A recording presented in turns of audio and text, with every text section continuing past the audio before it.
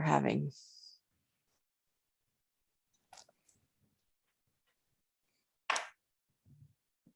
Welcome to Denver Startup Week. I'm Ben Data, co-chair of DSW. This year marks the 10-year anniversary of Denver Startup Week. This community has been the catalyst for lots of change over the past decade, and this week we're coming together to celebrate the past and dream big for the future. We are able to bring Denver Startup Week to this community thanks to our 2021 sponsors. Thank you to our HQ and title sponsor, Amazon, and our title sponsors, whose leadership makes this week come to life. Capital One Cafe, Downtown Denver Partnership, Fluid Truck, Hotel Engine, and WeWork. And our track sponsors, who have made all of the great content you're hearing today possible. Founder Track, Kickstart, Growth Track, Friday Health Plans, Developer Track, Quizlet, Product Track, Palantir, Designer Track, Battery 621 in the Public Works, People Track, Exactly, and Spotlight event sponsor, Strat Labs. Our headline event sponsors are bringing the excitement this week.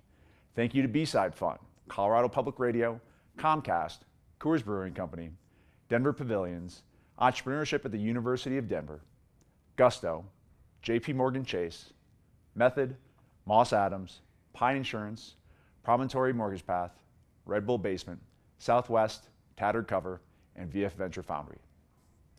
Finally, thank you to our partner and member sponsors listed on the screen. Please say thank you to these companies as you enjoy our hybrid Denver Startup Week. And don't forget to use hashtag #DenStartupWeek to share your experience and moments of inspiration on social media. Have a great week.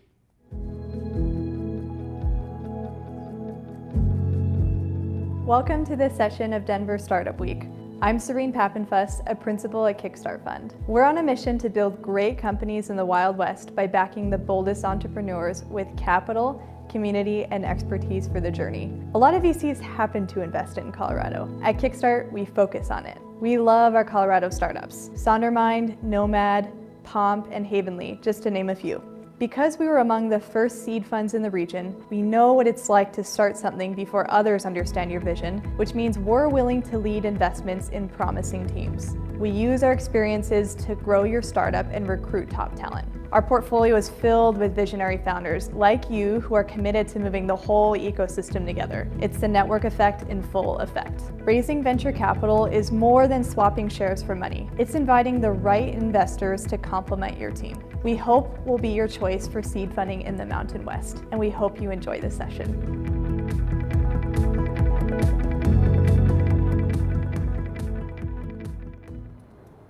Thank you for joining us for the 10th anniversary of Denver Startup Week.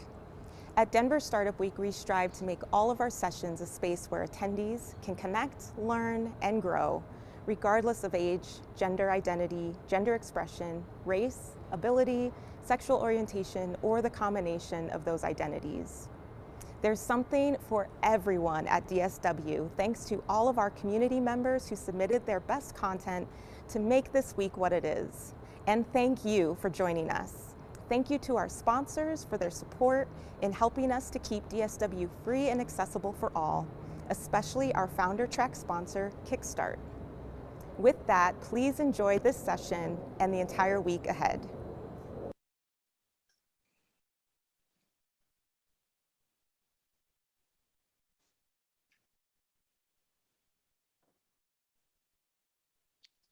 All right.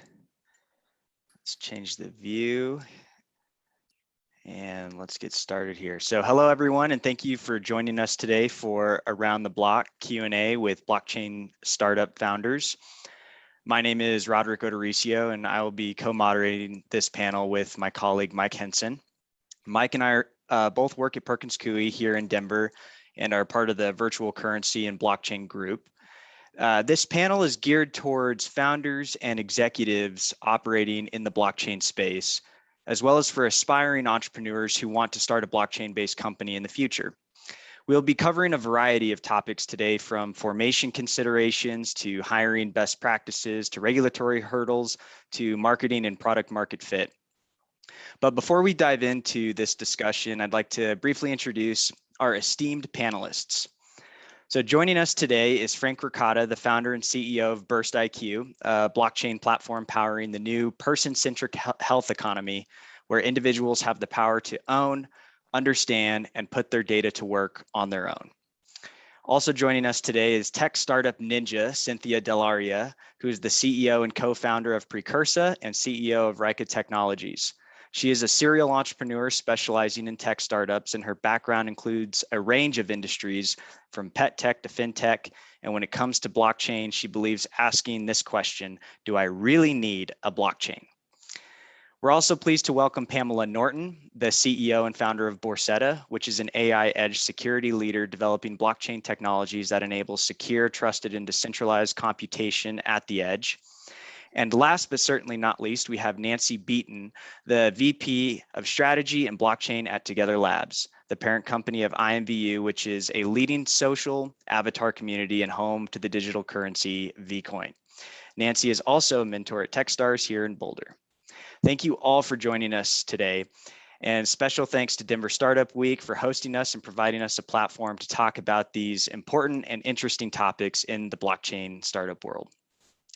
Okay, without further ado, let's begin. And we'll begin by giving each of our panelists a couple more minutes to introduce themselves and talk a little bit more about their backgrounds and the companies and current projects that they're working on. And we'll go ahead and start with, it looks like on my screen, Nancy. If you want to go ahead and kick us off. Sure, happy to. I'm so glad to be here. I'm Nancy Beaton, VP of Strategy and Blockchain for Together Labs and MView. It's a 3D metaverse avatar community, and we're moving the economy that underpins that to a full blockchain economy, including NFTs, including a global transferable digital currency that we've already launched and secured SEC no action letter for, as well as a new token that will be coming out that will be for our international users that is more akin to a traditional crypto play. My background is in building digital businesses. I've been doing it since the very early days of wireless and wireless data. I've worked for a number of startups here with neuroscience training, done investor relations for tech companies, as well as I've moved to Boulder about 11 years ago to start a company that worked in sports media and entertainment. And we had a content platform that developed all their content to front-end applications. Awesome, thank you, Nancy. Sure. Let's go to Pamela. Hi, good morning. Thank you again for the opportunity to be here today. A little bit about Borsetta and my background. I set out 2015 to bring back trust, transparency, and security. After reading, I just recommend everyone read, it's called The Trust Machine. It was an article in October 2015 from The Economist. Borsetta has a digital twin platform that's built on a blockchain framework. And what's happening, kind of in line with what Nancy is saying, is we're converging our physical and digital worlds together, right? And we're doing it with a platform, which is called Web3, or it's called the metaverse, or it's called the spatial web, right? And it's embedded with smart contracts that can be embedded with money, right? And so what we're seeing is this transition, right, of how do we recognize our physical assets to our digital world. And we are streamlining that process with our digital twin to onboard renewable energy components into our energy grid, so we can not only secure the grid, but we can fast track these digital assets in a secure and trusted way. I've launched multiple startups in my career. I've been in high tech through 3 disruptive tech cycles. This is obviously the biggest disruptive career. And we want to ensure that what components are being deployed to our energy grid or being deployed to our hands are trusted and secure. And the blockchain provides a distributed ledger for us to do that, because we are in a world where we don't trust each other, right? Unfortunately, we need to decentralize not only our energy grid, but we need to decentralize our communications, our social media networks, in a way that we can create trust and transparency. And thank you. Thank you, Pamela. We're happy to have you on this panel. Let's go to Frank. Well, like everybody, thanks for being here.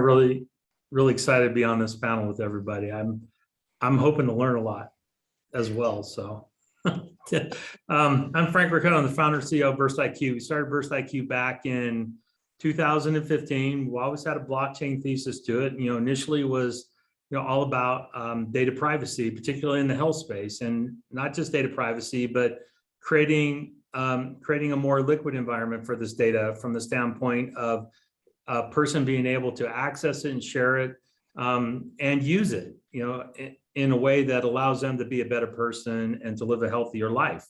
Where we are at Burst IQ, kind of basic premises, by 2025, there's going to be 175 zettabytes of information in the global data sphere. That's a lot. And our view is that every byte is connected to a person, even if it goes through a thing at some point in time. It's connected to a person about who a person is, what they're doing, and even how they're living, right? So it's a broader context. So our goal is to help our customers connect with each and every one of them, both the data side and the person side. And we consider ourselves a business to business to human platform that uses blockchain to deal with some very complex things around data and a theme I think we're going to have on this panel, which is kind of our virtual selves and virtual personas in consent and how our data is used and for why and for what purpose and all those aspects. So a lot of customers in the traditional health space and the pharma biotech space, collaborative research, and now, which I'm pretty excited about is really in the employee relationship workforce management skills development, which is all part of us too. So that's us. Thanks, Frank. Cynthia. Yes, hi. I'm also thrilled to be here and very excited for this conversation, and also excited to learn a little bit today myself. So I am a serial entrepreneur, sometimes ninja, sometimes junkie. It just depends on the day. And I have built a couple of different blockchain-based companies. And as Rod said, I'm always the advocate when somebody says, hey, I want to do this thing and I'm going to build it on a blockchain. My first question is always, why do you really need blockchain? Why do you need blockchain? Is there some form of provenance here that is meaningful or that contributes to the overall product? Because I work with very, very early stage companies, usually before there's even a company. And one of the easiest ways to kill something is to go too complex too fast. So I'm probably the least willing to jump in on cryptocurrency and blockchain and all that kind of stuff, but it's only because I always want to ask the question and make sure that, my whole world is about making sure that a customer's problem is getting solved. That's where great companies come from. And does blockchain help solve that problem? And if it does, then it's a worthy goal. And if it doesn't, maybe there's a different way to go. So I'm always the one asking that question. Yeah, it's an important question to ask, no doubt. So to kick off the discussion with the first question, I'm going to pass it over to Mike here, and he's going to ask about formation consideration. So I know that's a hot topic right now in the blockchain world. Great. Thank you, Roderick. One housekeeping matter for those that are attending here. We're going to allow for about an hour of discussion with the panel here, followed by some Q&A if we have some. My understanding is that for those that are attending on the YouTube link, you won't be able to submit questions, but if you can get on the Zoom link, then there's a Q&A tab, and we'll keep an eye on that to look for questions at the end. So thanks again to the panel members. Really looking forward to an engaging discussion with all of you on this. And as Roderick said, I'd like to start off with corporate formation because it is one of the initial considerations that companies have. Traditionally, a lot of companies, think of forming a Delaware corporation as an attractive jurisdiction, and there's obviously been a lot of recent excitement with the decentralized autonomous organizations or DAO LLCs that are available in Wyoming. So I'd like to get each of your input on the topic, but as the ninja in the group, let me start with Cynthia and see what her thoughts are on the topic, since she just acknowledged that she's often advised a lot of early startup companies. So you're the logical person to start this one with. Yeah, I mean, we can get into all the complexities of that, but I generally tend to think start simple and go complex when you need it. And certainly, if you're starting with a bunch of investment and somebody's handing you a big chunk of money, then you need to get complex more quickly. But most of my startups, we're an LLC until for some reason it seems like we need to be something else. And again, that kind of comes back to do the LLC, do your incorporation, and then let's figure out if you actually need to be a DAO or some other form of entity. There are regulatory reasons why you would do a DAO versus an LLC versus a C Corp. But ultimately, the product that you're building and the problem that you're solving is the first question that you ask in order to lead yourself in the right way. So I'm not going to speak on DAO itself because I just don't have a lot of experience with that particular entity. But if you're an early stage startup, go as simple as you possibly can in the beginning, because you're probably going to do it wrong and you're going to have to change it later. So, no offense to Mike and Roderick, but the less you spend on attorneys in the beginning, the more you have to spend on them when you really need them. And by the way, I'm a huge fan of having a really good attorney from the beginning. So let's just get that out there. Thanks, Cynthia. Pamela, I think you were recently in Wyoming, perhaps on other matters, but I'd be interested in your thoughts on this as well. Okay, well, I'm the disruptor in the crowd here. So I want to change it up. I'm sorry of the legal bills that startups are buried with. It's ridiculous. I'm sorry, it is. So I love what Wyoming is doing. Wyoming has passed 24 blockchain laws, okay? Well, Texas is right behind them. They are aggressive right now. They've just launched a couple new laws. Colorado, whoever's listening here, we need to up our game right now. We need to address this issue. It's an opportunity for democratized access to capital. So I tell everyone, go do a Google search. Sorry, I've got somebody outside making noise here. Look up DAO landscape, DAO landscape. You can look at a chart and it graphs out how DAOs are structured. You have investment DAOs, you have grant DAOs, you have service DAOs, you have social DAOs, you have media, you have protocol, and you have operating, okay, layers. So look at all the players in there. What's interesting, one of the greatest companies I've been a huge fan of is called Opolis. They're here in Colorado. They are what's called a PEO, which is a professional employment organization structured like a DAO.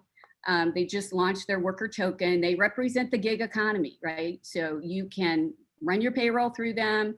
You can get employee benefits and healthcare. It is an awesome model.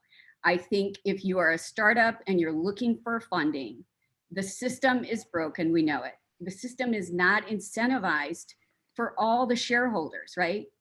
And so when you look at a DAO and you look at what's funding, Opolis raised $5 million this year.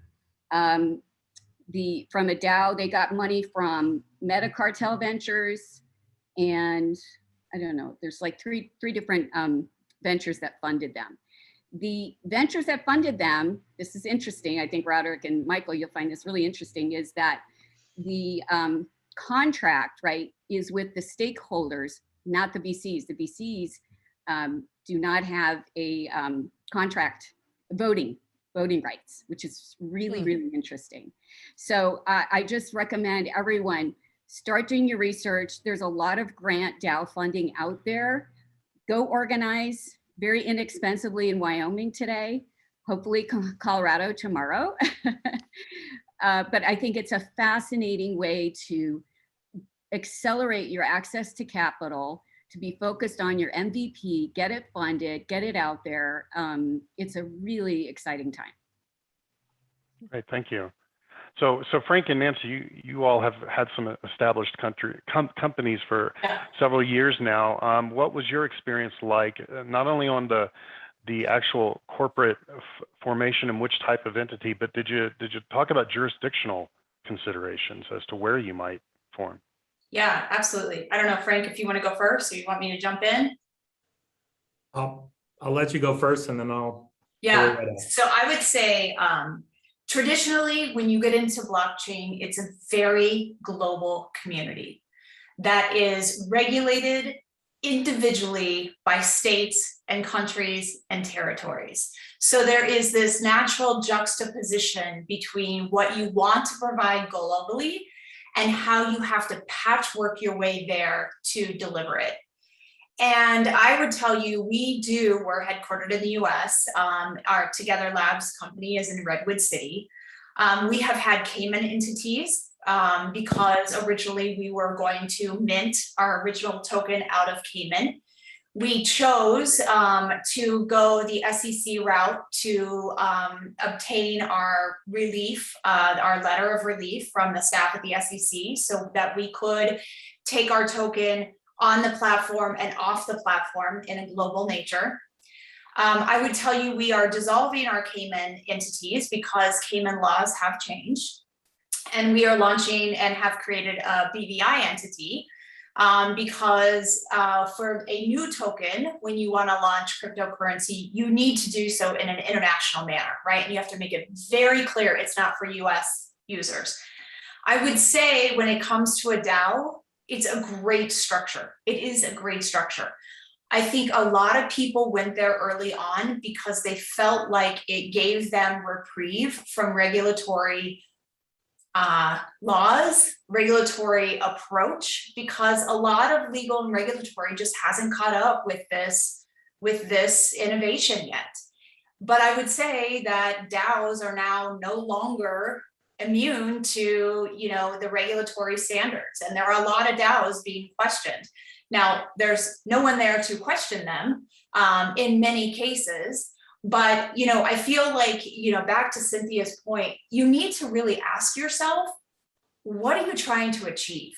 Because that's going to determine where and how and what structure you should set up. If you should be in BVI or Malta or Liechtenstein's a big one now, it's really going to determine that. And same with a DAO. We're a 16-year-old company with a traditional cap table behind us. There's not going to be a DAO from that company. That's just not going to be that way. But we can progressively, to Pam's point, we can progressively have more governance from our community and a different type of structure and relationship with the investors. So I think back to, Cynthia and Pam's both of their, insights is you need to step back and say, what am I trying to bring to market? Then you can kind of let it fall out. Do I need a DAO? Am I going to be international? Am I going to be in the US? Can I go to Canada? China's out now, but it's still the largest crypto country. So, there's a lot of things I think you need to ask yourself. And there's a lot of structures that you're seeing today in this space and a lot of places you could go. But I will echo what Pam said, it is not cheap. It is not cheap. And Cynthia too, to set up all of these structures and to, form them and then dissolve them and then reform them and have boards and all kinds, substantiate in a different country. So lots of things to go into that. But I think they're all good structures. I think you need to pick the one that fits what you're trying to solve for in the space.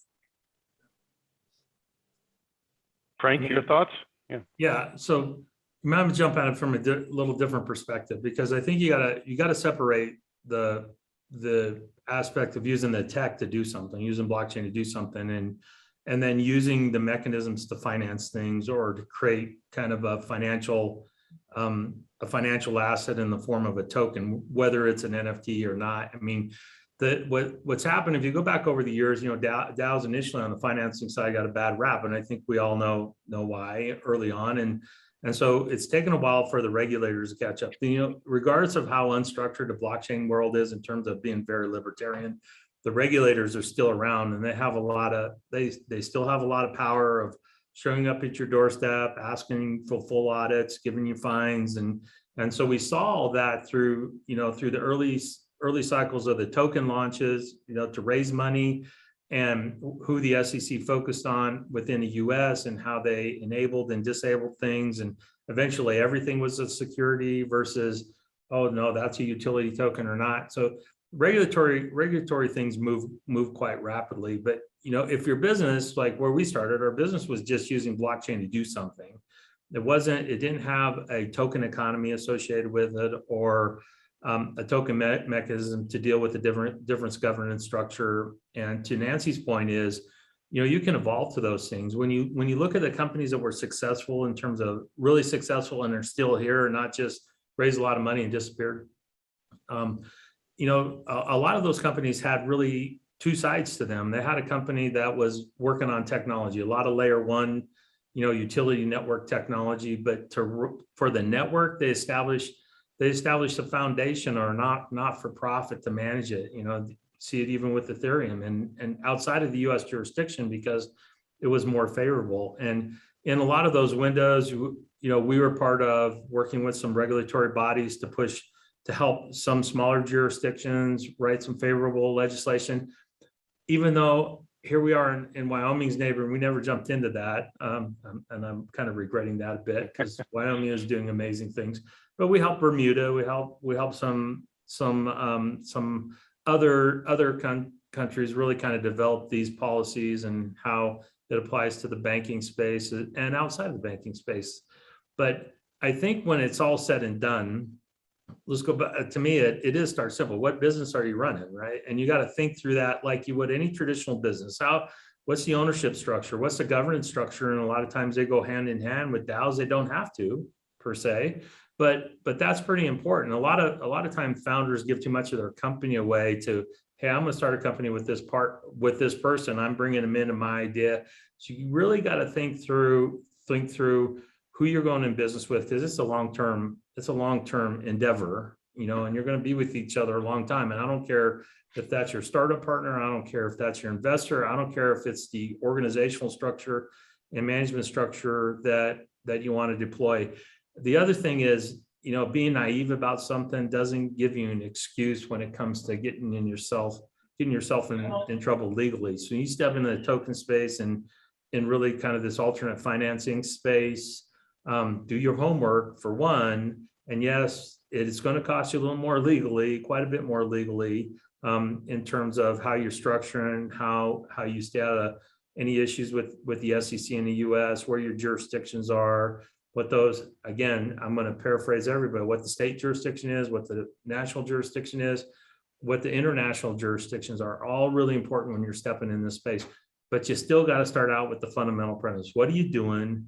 What's the purpose of that? Is it just to help you raise money, or you got a real economic value associated with it? Is it a governance side when you step over from things, from a normal just using the tech to using it to capitalize and provide operating currency for your company? Rod, why don't you jump in with our next topic for the panel? Thank you all for that discussion. Very helpful. Yeah. Thank you all so far. So the next topic that we want to talk about here is hiring. And so after formation, you get your company set up, whether it's an LLC, a DAO LLC, or a Delaware C corporation. A lot of times the logical next question is how do you build that team, right? And so building this team in the blockchain space, I'd love to hear from you all. What does that pool of talent look like? What are some different things to consider that you wouldn't, normally consider in a non-blockchain startup? How do you go about building your personnel for a blockchain team? And so I guess let's start with Nancy and hear from you first. Yeah, I think maybe to sound like a broken record, it'll depend on what you're trying to achieve. So, if you are looking to use the tech, then, you're going to probably find blockchain tech engineers. The pool in general for blockchain, I would say, is small. It hasn't been around that long. And so people who have been in it for a long time, are steep with experience, but there's just not that many people that have had deep experience in figuring out the complexities around here. Especially when you think about if you want to layer on tokens on top of that, if you want to layer on utility tokens versus investment tokens, it really does depend. I would say there's probably two things that, as we have built out our team, we have tried to adhere to. Actually three. One is, you are going to want somebody with a startup mentality because the space is constantly changing. You know, you're almost building the ship as you're going out to sea, because the waters underneath you will shift on a daily and weekly business or basis. You know, regulatory, legal, even just what customers are into, what investors are into changes all the time. So you're going to need people who have that traditional kind of nimble, flexible approach that you might find in a startup. I would say you are going to want a hybrid of some that have really good blockchain experience and some that have good experience in your space. So let's say that you want to do a finance token. You're going to want great blockchain people, but you're going to need great finance people. And together, you kind of navigate these waters. You know, for us, we're in gaming and crypto. So we need gaming people and, you know, crypto people or people that have run businesses before. I'd say the third thing that you will have to have and understand, unless you are focused, you know, just in Colorado, but for the most part, you are going to need to have an international team. This space is spread out all over the world. You know, I'm on calls at 6 a.m. with UK, I work my hours, and then I'm on calls with Japan at 9 p.m.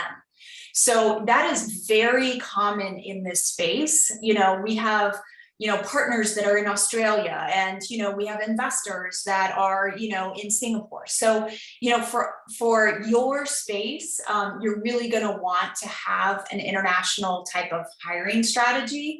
And it'll be really important when you start to build communities in this space.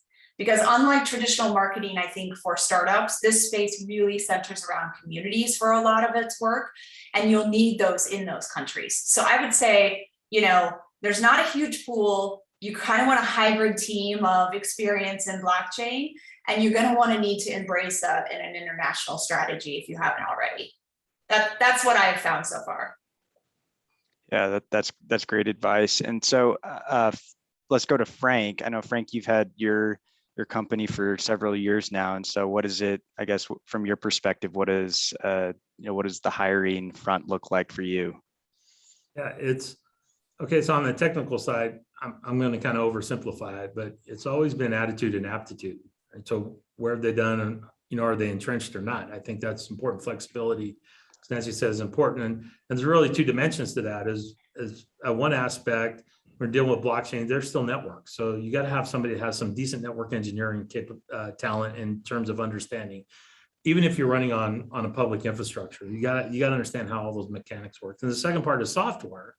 And, you know, in reality, the software components, unless you're working at hardcore protocol levels, you know, the consensus levels, the application side of it tends to be like almost overly simplistic right now. And so a lot of the software guys said, well, if I'm in this world, I got all these extra utilities to use and I can rely on. Not so much on some of interfacing at those lower levels in the blockchain space. So they have to have enough aptitude to almost kind of re-engineer what would be traditional enterprise services over a blockchain framework and that kind of collaboration framework.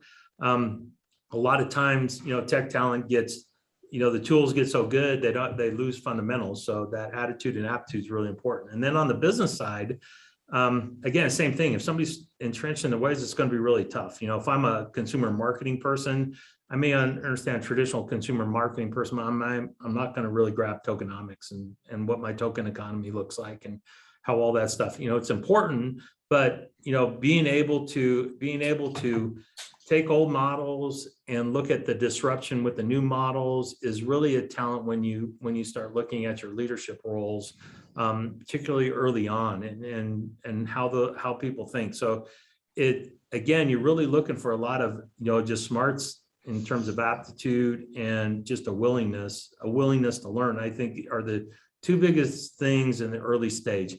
And the last thing I'll add on startups, do they buy your why? Do they buy what you're doing? Do they buy why you're doing it? And, you know, are they invested in that? Because when not invested in that, you know, next thing that comes along, they're gone. And it's pretty disruptive on the small teams when you lose a key person because, you know, they're after the next pay increase. And so again, you got to balance what what all the motivational factors, and it's I think a little more challenging, but it's really quite fun in terms of how you build teams. Yeah. And Cynthia, it looks like you maybe want to add to that. Yeah. So, to Frank's point, it is a small pool of talent that understands blockchain and how it works and how to implement it. And, that I think that's why blockchain as a service is starting to become more of a thing, because these companies are realizing, we could figure out a way to provide this, because the talent, it is scarce. But to his point, I'm in the process of building a fintech company right now that has a blockchain basis, because provenance matters. And we had quite a bit of resources sunk into one particular person on the team who was sort of like the guru for, okay, when we get this data, how do we process it? What needs to go in the blockchain? What can we throw away? And he was overworked. He was too busy. And so he ended up leaving, because for him, again, to Frank's point, the why just wasn't big enough. And so I say this to every startup I work with, regardless of what technology they're using, or if they're not a technology company. I mean, I work with a few CPG companies. The message is the same. The people who, especially as an early stage startup, when you can't afford to pay market rates, and when everybody is working nights and weekends, and their expertise is what's getting you over the finish line, having people who get why you're doing what you're doing, having them buy into the vision and the mission and why it needs to exist and the change that it's going to create in the world, or they know and love the customer whose problem you're solving just as much as you do, way more important. Because, and Frank might, or Nancy might disagree with me on this, but I feel like you can train for a lot of skills. You can't train someone to be aligned with your vision. They either get it or they don't. If somebody doesn't get it, I don't care how good they are at their job or what they do, or how much you really want them on your team. Find someone else and invest in them learning the skills you need them to learn, because the why is the thing that keeps people going when it's 3 a.m. and you've got your India team and your Costa Rica team and you sitting here in Denver, and you're all trying to debug this thing that's for a demo tomorrow. And you're like, oh my God. And everybody says, yeah, but remember, this is going to change the world. So that's what actually makes the difference. And the rest you can mostly train for, and obviously we're in a blockchain space. So again, that comes with some caveats, but I've never met a really good developer who was really passionate, who couldn't learn something new. So, yeah. We're in actually a very difficult position, because we are designing digital twins for very complex systems. We designed a very sophisticated AI system on a chip for the US Air Force. So the requirements of those capabilities, very, very hard to find those engineers. Plus, they have to be American citizens, right? Or from an allied nation. So we were designing in a very secure cloud environment. So a lot of requirements, right? Very hard to find that skill set. And the same now with some particular projects that we'll be doing with another government entity is an issue. We're going to be working with Asian countries of semiconductor chips that are coming into this country, into our grid, right? Into inverters, into solar panels, into battery storage components. How do we ensure that those components that are coming in, and we know we have a huge problem right now with supply chain issues, are trusted, right? And so what we've done is we invested and we helped launch the private AI initiative with Intel. So we have funded 8 universities, not only here in the United States, but also overseas. So we're actively working with students here at USC, to Carnegie Mellon, and really trying to recruit from those universities, because that's where we need. And because we have very unique skill sets, it's a tremendous problem, because the team that I want for this particular project, I can't have, because they're not an allied. They're not an allied country right now. So, and I think that is even causing more pressure here for startups in trying to find the skill sets, because they don't exist here right now. And we have to help fast track programs to get Americans up to speed with those skills. So Yeah. I feel everybody's pain. Yeah, it's incredible. There's no, just really quick, there's some really cool things happening with low code blockchain initiatives. So you can go to, I think it's Block App. I think Block App, it's a consensus spinoff. Apps right now, no code AI is a really cool initiative that's happening. If you go to FedML, it's whole open source is coming from USC for federated learning on secure IoT devices. So there is a really great movement to reduce the code complexity. We don't need necessarily so many of those skills that are pre-built to some of these blockchain apps. So that's actually a really exciting market opportunity as well. Great. So let's switch gears just a little bit to what I think each of you touched on initially here, and it's the regulatory environment that is pervasive in this space. There's obviously a lot of uncertainty, especially with the ICO craze going on in 2017 and trying to get some clarity from the SEC, the Commodities Futures Trading Commission, Henson, and the like. And I guess the question I'm really interested in is, to try to navigate through this space, does it really require a certain type of entrepreneur that is a little bit more nimble than your traditional startup person? And I'll just let anybody, I'm not necessarily going to call on all of you, but Frank, you come to mind because I know that it's near and dear to you, particularly because you also deal with regulatory issues in the HIPAA space and Part 11 and things like that. So why don't we start off with you on this, and I'll let others just chime in as they see fit. Well, I mean, I think you hit it. So, where's your business focus, right? So and for us, if we're dealing with health data and privacy data, we have to deal with HIPAA, GDPR, Part 11, on FDA rules, as well as mental health issues. So there's a lot of governance rules associated with the kinds of things we touch and impact. You drop it down now, again, if you're using it in a financial capacity, like a token in a financial capacity, or raising money in any capacity, you got to deal with all the financial regulatory issues. And as you point out, in the blockchain world, all that has really been moving pretty quickly in terms of what's good today may not be good tomorrow from a financial regulatory and oversight perspective. So you have to be able to deal, in a startup world, you have to be able to deal with even a little more risk than normal, because you might wake up tomorrow and part of your whole business model has just collapsed. When you're dealing with traditional regulatory environments, there's another aspect for you using blockchain and blockchain methods, is that you have an educational part of your sales cycle. Because the classic thing is, well, why using blockchain? I don't understand blockchain. What does blockchain mean? Go back a few years. What's the cloud? I don't know what the cloud is. I'll never go in the cloud. Oh, I'm going in the cloud. I'm starting in the cloud. Everybody's going to be in the cloud. So true. Meet you in the cloud. It's the same kind of thing. You got a little steeper. Although I will say, on a broader base, the industry has done a pretty good job of starting to get over that hump in terms of broader base education. So be able to do a little more risk.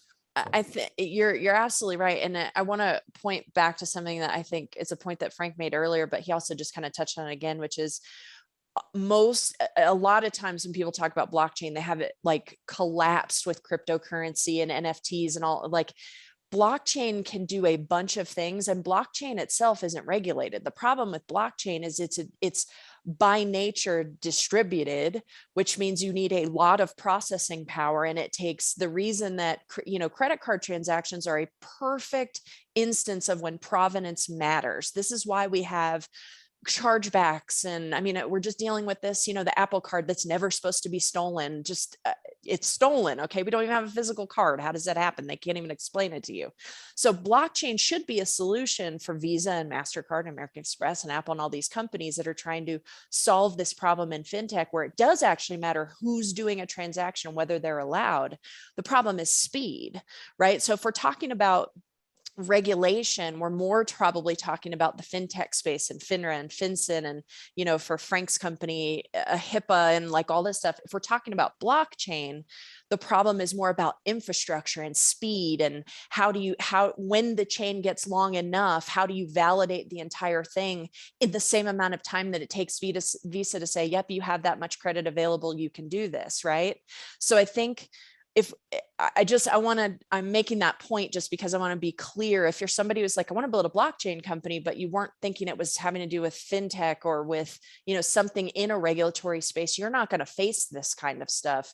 You're going to face the infrastructure problems. To Frank's point, if you're doing fintech, medical, anything that is a highly regulated space, and you're adding crypto and blockchain into that whole mix, well, now you just have a regulatory spaghetti.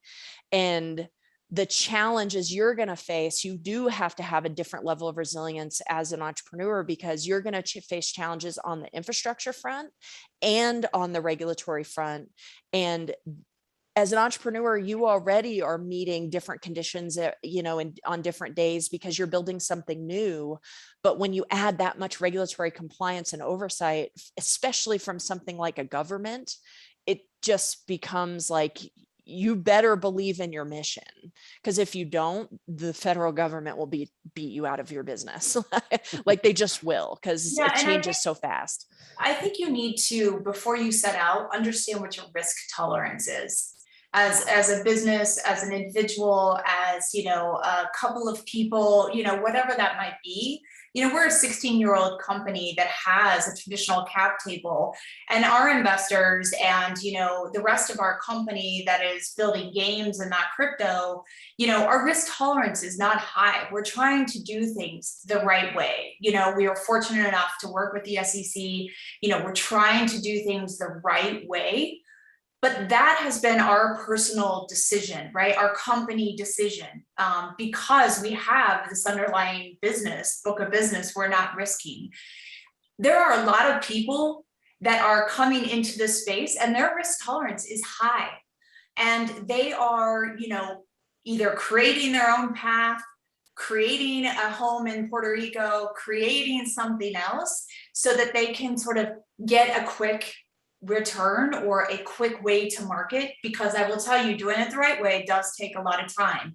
And so I feel like, you know, at the outset, you need to talk, whether it's your investors or your co-founder, what is your risk tolerance? Because if you, to Cynthia's point, are going to go further than just blockchain, you're going to go to fintech, you're going to go to peer-to-peer, you're going to go to almost a banking license, you're going to go wherever, you're going to have to decide, you know, how much of Perkins, you know, counsel am I taking, right? And how much do I push back, or how much do I kind of push a little bit here, but stay straight and narrow there? So I feel like as you navigate the waters, to your point, Michael, you are going to have to be nimble at that, but you're also going to have to like take a lot of inputs and decide how risky you want to be, or how the business has to decide how much risk it wants to take on.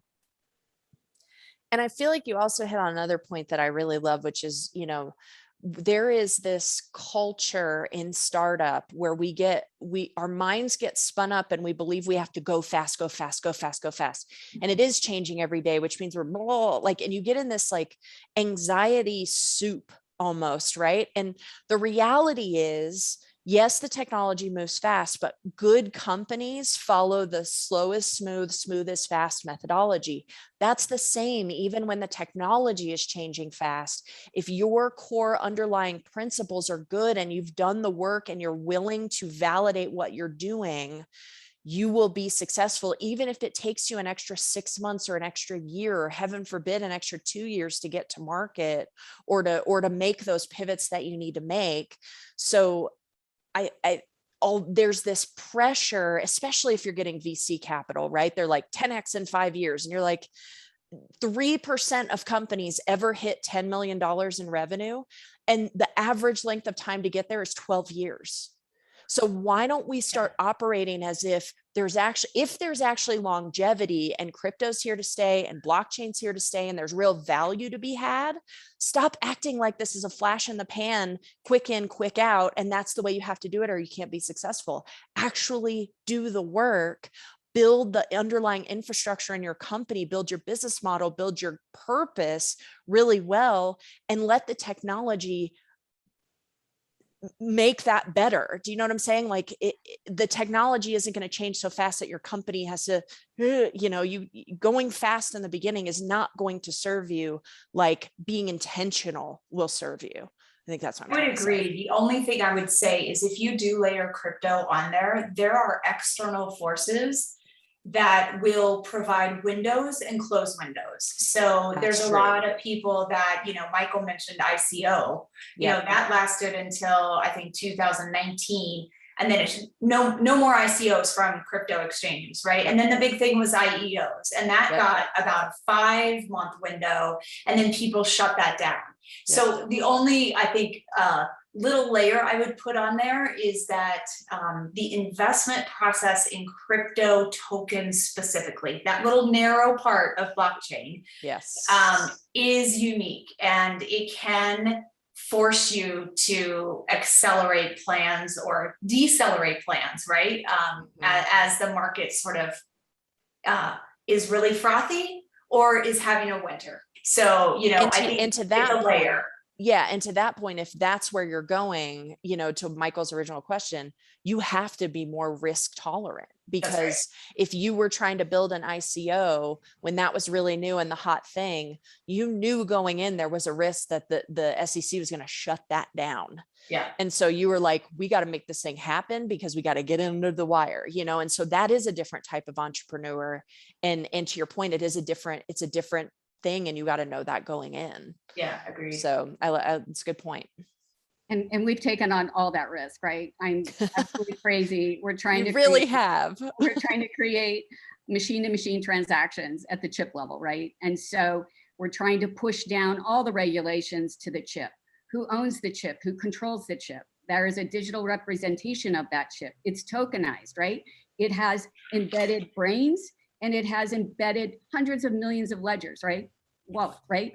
So then it's like, does it have personhood, right? That's one of the things that Wyoming is looking at with the DAO. Is the token in the DAO recognized as a personhood, right? Because the DAO is just the executable code, right? Like, it's totally crazy stuff. We're getting into really sci-fi things, but I am driven by the need for us in this country to take back control. And where is it all happening? It's happening at compute, right? We have accelerated crypto accelerators embedded in these chips that's hashing the data. That data did something for Frank's customer, right? Maybe that's chips embedded in my body and it's giving me my insulin.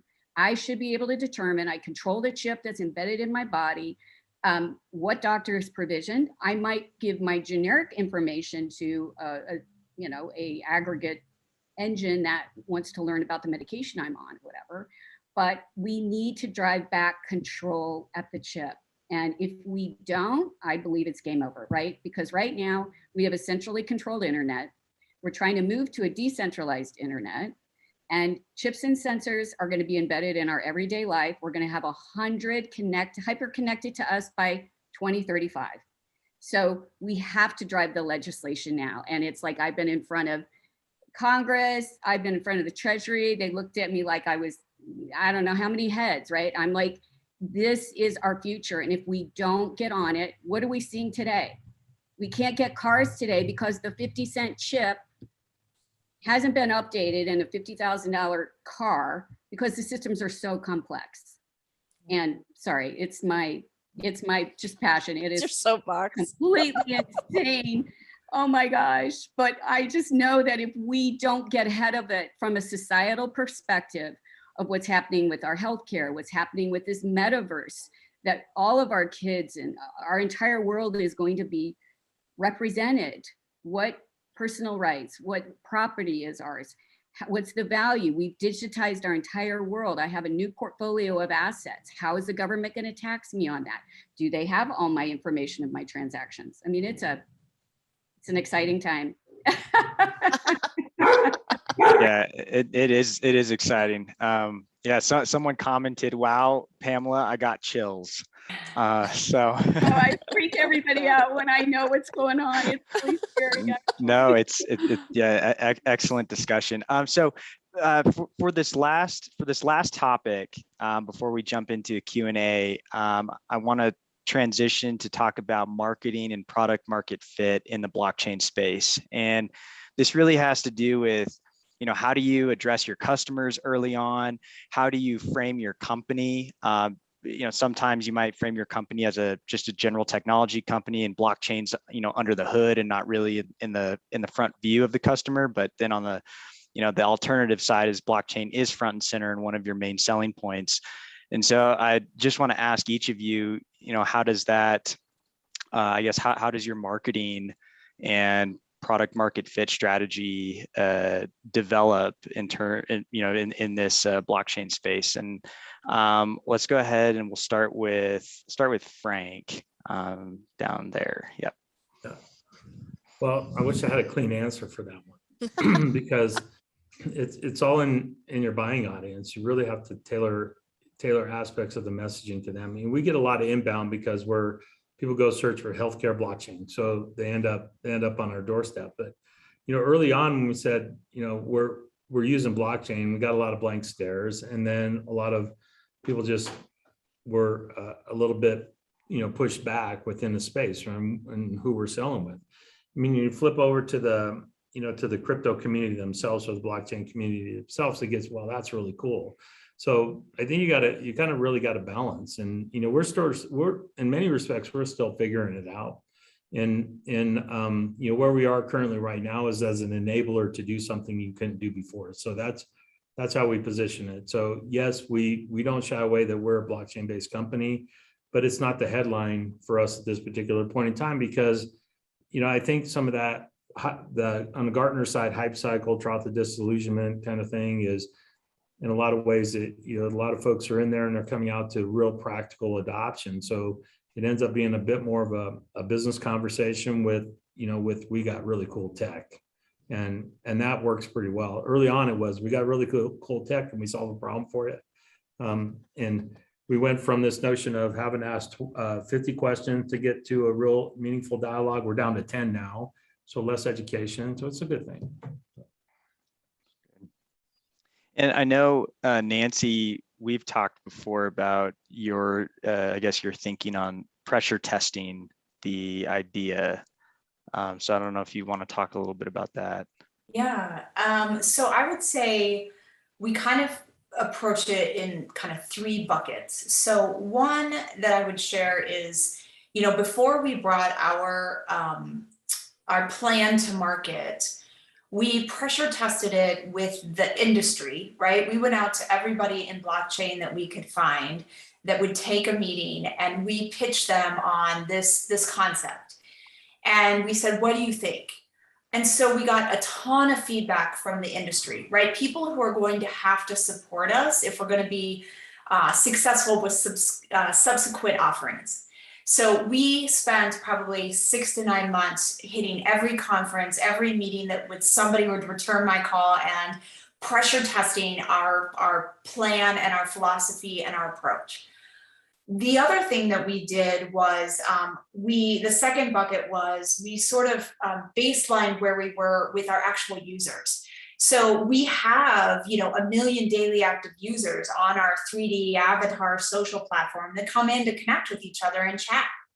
And so we needed to understand, did they even understand what a crypto was? Where are we with them? And that was really interesting. And I would tell you, to that audience today, we don't really talk about blockchain and cryptocurrency. We talk about, play to earn, play and earn cash, right? That's the message that they understand. The third thing I would share with you, though, is that I would tell you that marketing in the blockchain community is different than other types of marketing.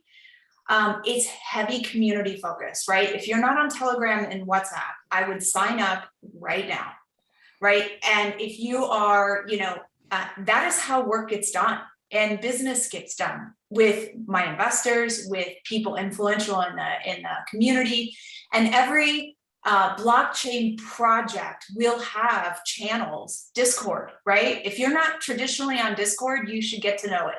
So, it's really international, localized community marketing efforts that work really well in the blockchain space. I would say whether or not you have a token, but especially if you have a token. So, it's not, I'm not buying ads on VentureBeat or, something like that. That's not where these people go. They go to my Discord channels, they go to Telegram, they might go to CoinDesk, there's very specific crypto and blockchain publications. But I would say that the traditional marketing approach applies, but the channels will be really different and it will have to be international if you are international. So I feel like that's kind of how we approached it. We hit the market, we talk way different to our customers because that's the language they understand. And then when we go out to the community, we go out in the places they expect us to be. Yeah, it's kind of the Henry Ford example, right? Like when Ford set out and was like talking to customers, they would tell him they need a faster horse, right? What he was actually validating for is they wanted more efficiency. They wanted to be able to get to town, do their thing, and get back sooner so that grocery shopping, as it existed way back when, wasn't a whole day, right? And so if he would have given them what they asked for, he would never have created the Model T. It was solving, it's not about the thing that I was telling my entrepreneurs, it's not about how you solve the problem that is actually whether that resonates or not, right? Like you're going to figure that out. What you need to understand first is what is the problem? How do they talk about it? To Nancy's point, using their words in your marketing is what's actually going to have customers connect with your solution, whether you use a blockchain or you don't, whether you have a crypto or you don't, whether you have an NFT or you don't, is oftentimes got nothing to do with the problem that you're trying to solve. So your marketing needs to be about who are you trying to connect with? What problem do they have? And how does your solution solve their problem? And if they're interested in, oh, wow, that's a blockchain solution, I like that better than the other one because it's just cool or because it's more secure, or because it is decentralized or whatever that is, they can make that decision for themselves, but that's not what's going to draw them in, because blockchain for blockchain's sake isn't a marketing strategy. What is the problem you're solving using a blockchain? And that's the thing that you have to be talking about in marketing. And I don't care what kind of startup you have, that's what you have to be talking about in your marketing messaging, in my very humble opinion. It's so true. And I think what's hard, anytime you're in this disruptive tech cycle, right? You've got all these acronyms and everyone just shuts down because it's like NFTs, DAOs. It's like, oh my God, I don't understand. And it's like, what is this crypto? And so they're all confused and they don't understand the underlying technology and the framework. And it's very simple, right? If you can distill it down. So we're going out for a round of funding right now. And I've had one of my advisors, he's with a very large Fortune 1000 company, very traditional, says, I'm losing credibility if I use the word blockchain. I'm like, got it. Okay, I'll use Oracle database or Microsoft Azure database, right? Whatever. The good news is that there is a transition happening, right? You have 50%, I think, of US banks now are putting together some sort of crypto fund, right? You've got adoption of Coinbase and all these other wallets, right? So there's this, okay, it's like Venmo, got it, whatever. But I do think anytime you start throwing in those acronyms from a marketing perspective, it's challenging because people are trying to just, going back to Nancy and what Cynthia was saying is, what is the problem that we're trying to solve, right? We're trying to bring trust and transparency and security back to our world, right? We don't trust each other, okay? Like, we gotta use computer code. We're gonna need lawyers to help us write these smart contracts. We're gonna need other new startups to help audit those smart contracts. And then we're gonna have AI do some auditing if it's unethical, right? So we have a whole model. We have a world of opportunity. So But I tend to, yeah. No, I'm sorry. I'm sorry to interrupt. Are you through? I want to keep Yeah, with your sorry. thought. Yeah, no worries. We need more think, lawyers. I think that's actually a good segue into. And Roderick, I think we have time for one more round of questioning before we turn it over to Q&A if there's any out there. And again, for those of you that are listening in, there's a Q&A chat session on the Zoom link that you can send your questions to. You know, the blockchain as a technology hasn't been around that long, and you are all relatively early pioneers in the space. And so, you know, I think what people would be interested in knowing is if you could go back in time and consult with your earlier self, what is it that you would tell yourself to do differently? And along those same lines, you know, what are some good networking or connectivity things that people can do today to try to develop trusted advisors and people in the know in this space? I remember, I think the first time I ever saw Pamela was about 4 years ago at a global blockchain summit in East Denver, when there was just a handful of people in attendance back then. So why don't I start off with you, Pamela, just to get your insights into that. So I love hanging out with my peeps, Michael. Like, you know, you find this group of just early adopters. They're curious people, right? We're just curious about how we can make the world better and how we can help introduce people to opportunities. And that's where I spend my time. And that's why I love going to Wyoming. I love, you know, East Denver was just awesome in creating a great community here in Colorado. I'm very active on Clubhouse.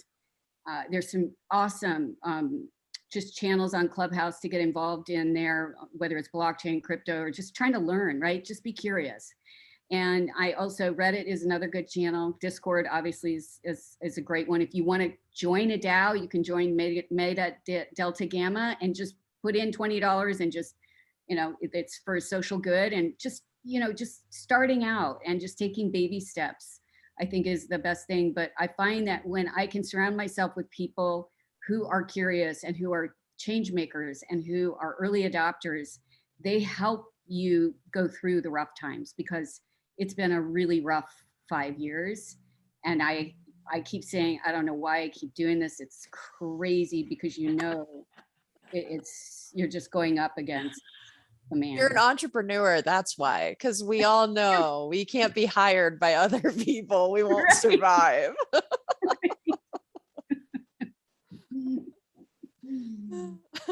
Yeah. Well, I'll just piggyback on that and say, you know, of course, you know, Nancy listed a bunch, Pam listed a bunch. I think it's worth, don't discount LinkedIn. I mean, I know that sounds like really whatever, but people who are doing things, I'm going to say it this way, especially in Denver.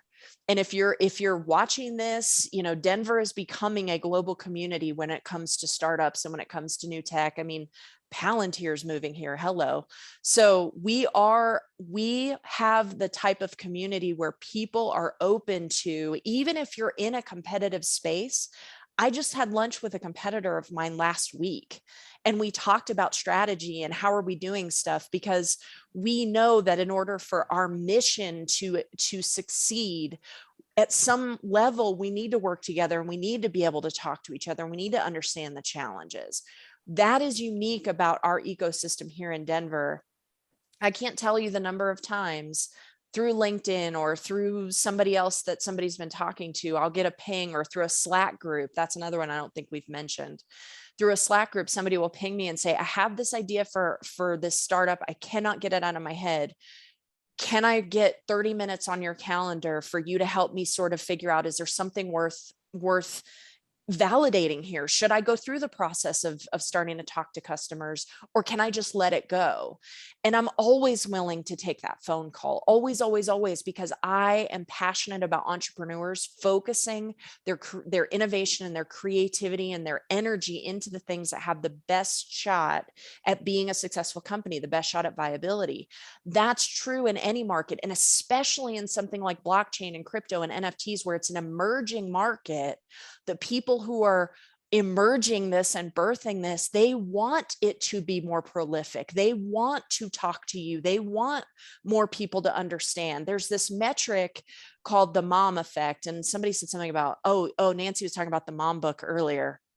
There's this mom effect where when the average mom shopping for groceries, I know it's a stereotype, but go with me on it, shopping for groceries, understands how to use crypto or NFTs or whatever new technology to do that, now you've hit a point where it can become everywhere all at once. The people who are trying to shepherd this, they want to get to that place.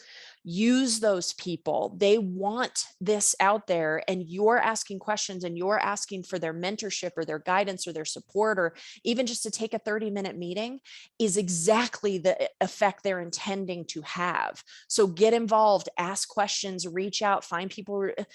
Reach out to Frank. He's been doing this, man. Reach out to Nancy. She's got 12 years under her belt. Pamela, the same. She's fighting it from a different angle, right? Reach out to the people that you're seeing elevated in the community. They want these questions. They want you to do that. So don't be afraid of that. And I just got to say again, LinkedIn is a really great resource for this. And mostly people only look at LinkedIn when they think that they're searching for resumes or, looking for a job. So don't discount it, just saying. And I'm not even invested in them. So just.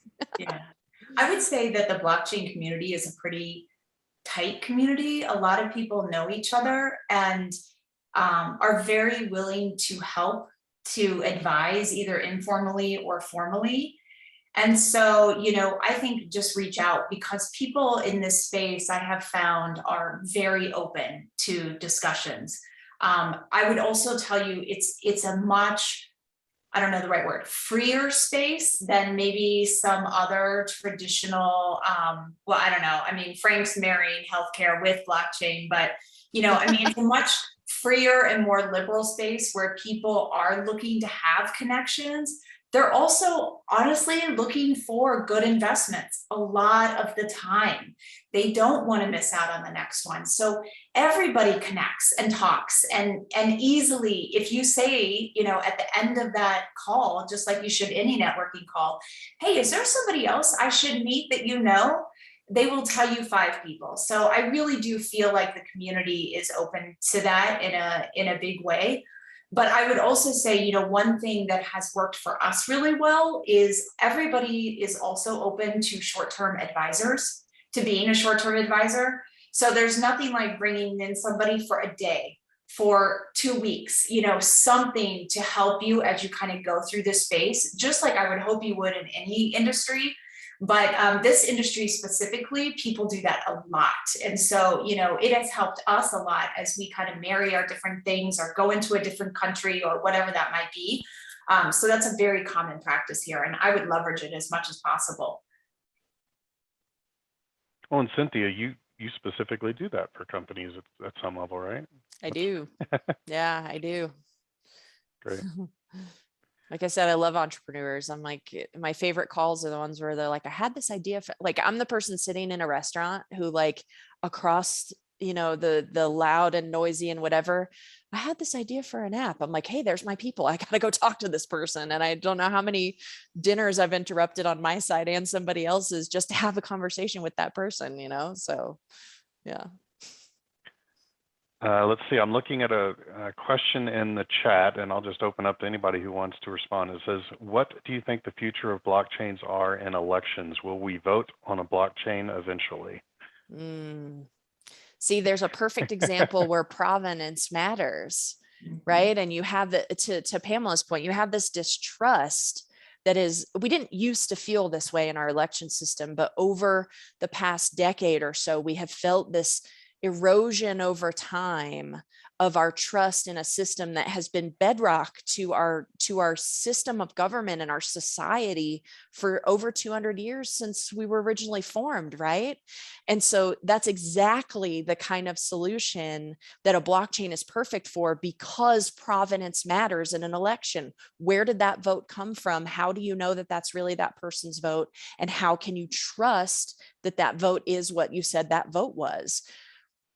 I think that's exactly the kind of space where we need people innovating and coming up with solutions and helping others in the community learn why that can help solve this problem, because technology, the government's always last to adopt anything. I mean, Obamacare and the whole system behind that is like, are you kidding me? In this day and age, that's the software we came up with and spent billions of dollars on. So that's where private innovation is what's going to make that eventually the thing. And it's perfect for that.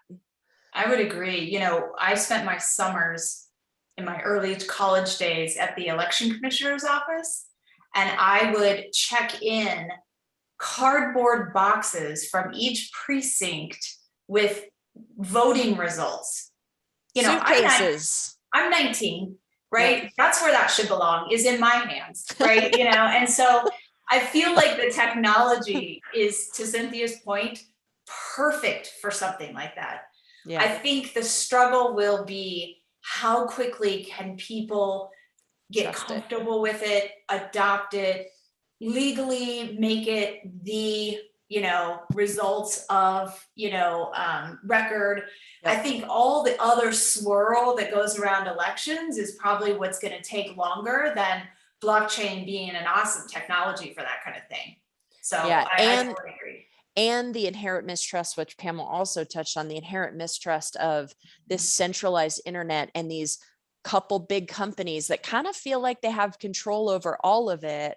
And the decentralized nature of a blockchain sort of diminishes a lot of that power, but people have to understand that that's the case. And it can't be, this is my opinion, but I would think that having just one blockchain provider or one company solving that problem, it's got to be several companies coming together and validating, cross-validating each other. That's actually going to have it overcome the mistrust we have in what we call big tech right now, right? It's a really great question. Yeah, we've pitched it several times. Yeah, I bet you have. And, you know, because of how our elections are structured, you know, state control, right? So it's very decentralized that way. Yep. There's no money to upgrade the systems. What we pitched was that because you still need to have a printed version, you can't, you know, not everyone's going to have a mobile device, right? So we pitched that, well, why don't we have the federal printing press that's printing our money issue the attestation, right? Could be embedded into the actual paper. You can have a sensor embedded in there that validates that that was issued and that came back in. So there's a way you could, you know, ensure that each vote did count, and if it was a printed one. And then you could do the same with the mobile on an attestation of the chip that's embedded in your phone, right? That's the future. I mean, that's certainly where we want to go. So we can have a printed document that's validated. We, you know, obviously trust our printed money, or at least, I guess we only use 30% of our transactions now are printed, and I'm sure that's less. But that's really the future, and it's just hard because the government is so slow. So slow.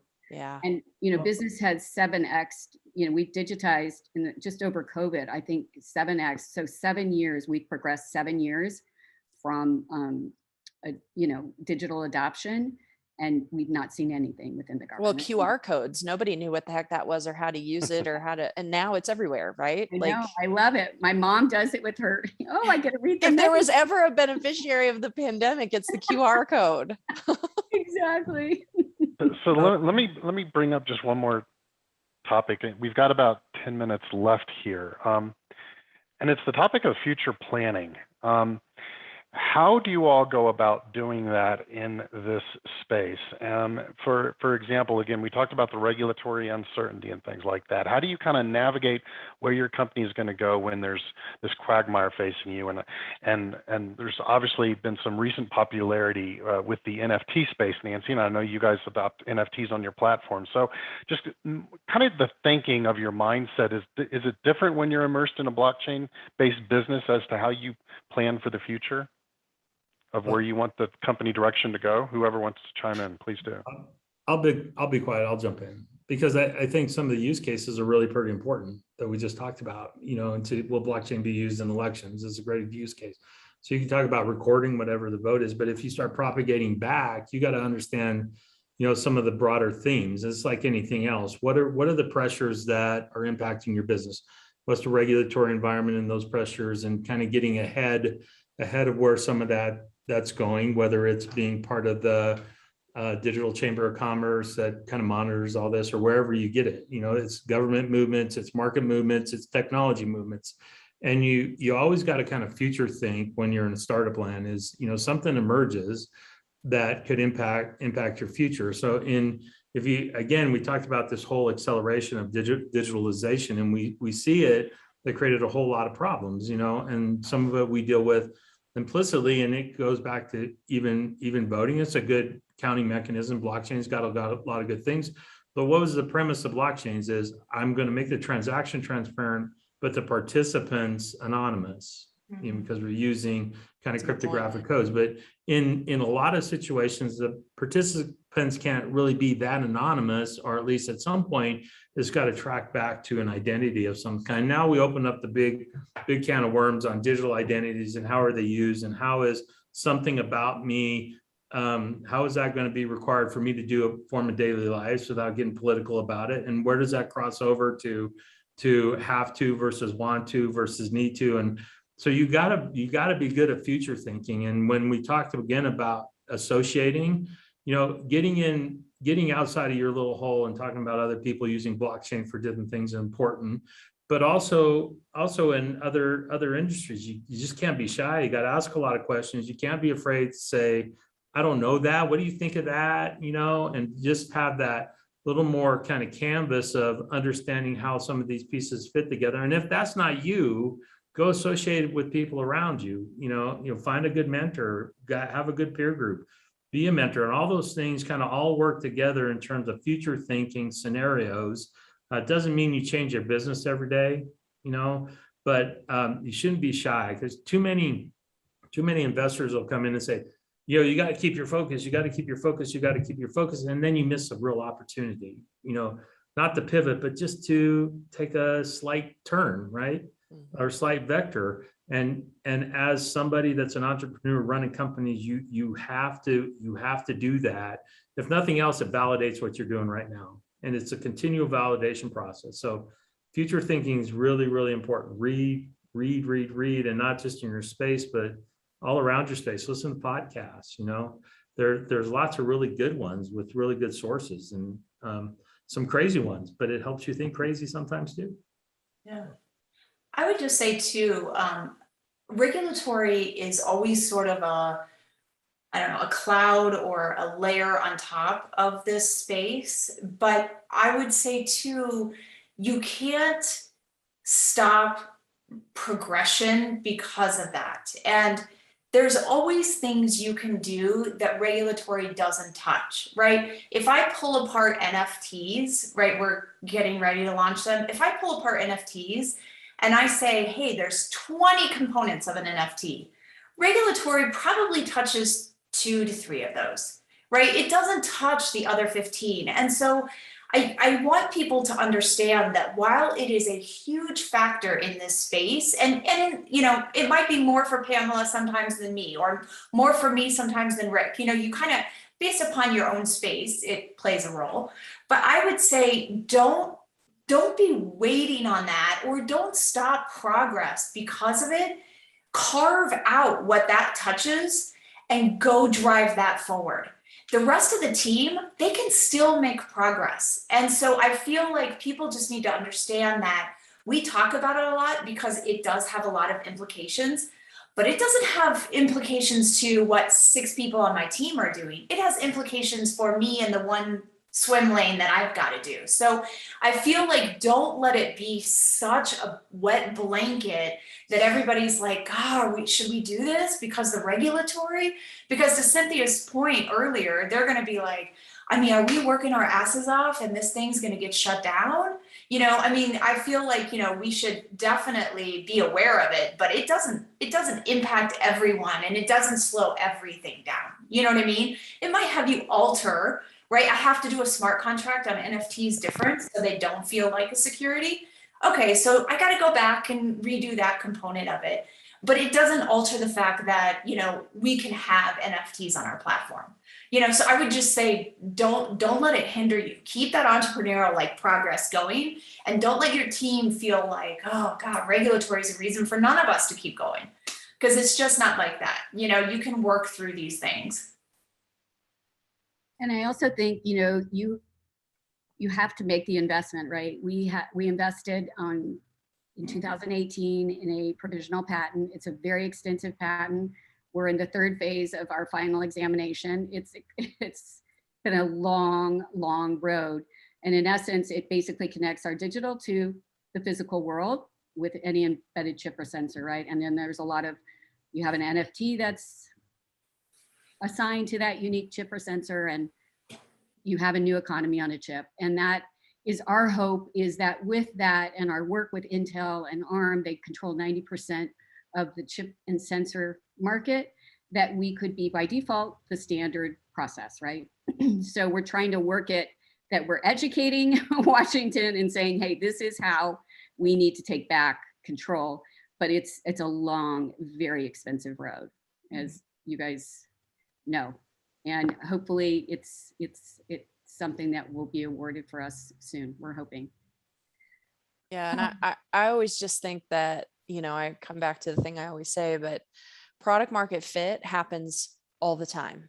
So when you're thinking about where does this need to go, or what do we need to do next, you know, the added complexity when you have I'm going to use the term bleeding edge technology based business, is that you not only have to think about the customer, you also have to think about what direction is the technology going.